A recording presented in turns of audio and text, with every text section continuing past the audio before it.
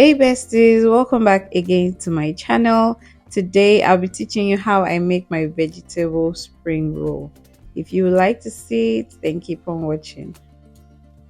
We need to dice our cabbage and our carrots, and you can use your knife.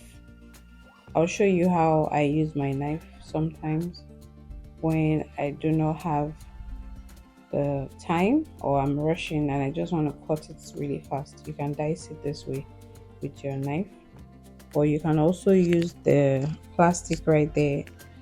I can't remember the name right now, but that's the plastic that you can also use to shred your cabbage.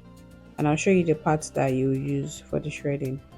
So that part I just pointed at, you just want to keep moving, just run it along it, and it gives you this fine shredded cabbage. It's very beautiful for spring roll, beautiful for your coleslaw or your salad. Yes, and this is what it looks like. So you repeat the same for all the cabbage you want to use. But I'm making a little batch, so I'm not going to use much. So for the carrots, you just use the other part I pointed at, that other part here. You're just going to run it along. You have to be careful so that it does not hurt you and you get something really fine like this. Or you can also use your knife, but I would gladly use this. I would prefer to use this. So whichever one you prefer. And then after grating this, we're just going to set it aside. I have my cabbage shredded, my carrot, my spring onions, my sweet corn, and into a frying pan I'm going to add a little bit of oil. You don't want too much. You use vegetable oil or any oil of your choice, and you're going to add in your cabbage and then introduce your carrots. So you're going to use a spoon or a frying spoon, just mix it all up together, keep stirring. You must have drained out the water from your carrot and your cabbage before this step, so to prevent too much water in your spring roll, yeah, or your spring roll filling rather. So you're just going to keep giving this a stir, stir it. All you just need is the heat from the pan, and it's just going to cook this. You will notice that the size or the quantity of your spring roll will reduce a little bit. After it has cooked halfway through, you're going to add in your sweet corn and you're going to continue stirring. At this point, you're going to add your sugar, a little bit of sugar and a little bit of seasoning powder to this mixture. You're going to balance it, a little seasoning powder, a little sugar, until you get to your desired taste. So for me, I just add in some sugar, add some seasoning powder, and I keep checking. So I do it gradually to avoid it getting salty or too sugary. It's just to balance the taste. So the last thing we're going to add into this is the spring onions. Now for chicken vegetable spring rolls, you can add your shredded chicken to this, and yeah, it depends on what you want, but for this recipe it's just the vegetable spring roll, and this is what I use. If you want to add some pepper to it, feel free to add it, but I'm just going to use my spring onions and I'm just going to give this a stir.